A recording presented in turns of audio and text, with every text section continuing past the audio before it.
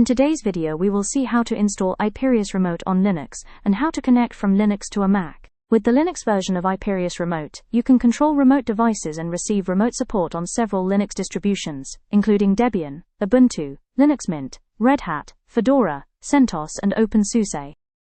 In this tutorial, we will use Ubuntu.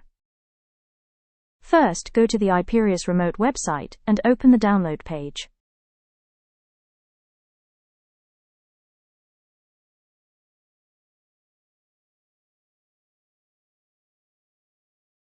Then, select the Linux version.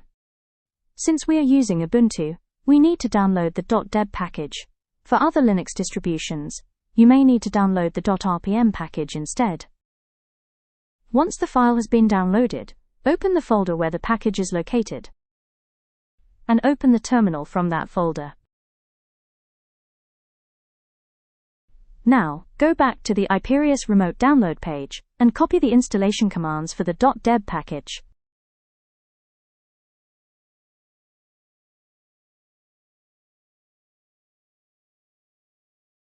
Paste the commands into the terminal and press Enter.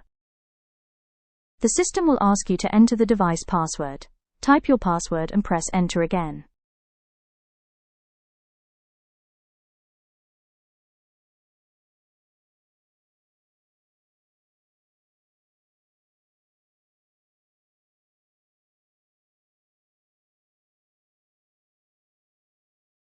Once the correct password has been entered, Iperius Remote will be installed on your Linux device.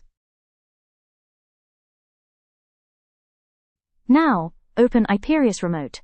Let's see how to control another device remotely. With Iperius Remote for Linux, you can connect to another Linux device, as well as Windows, macOS, Android, and iOS devices.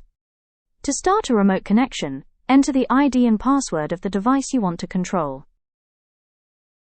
In this example, we are connecting from Linux to a Mac.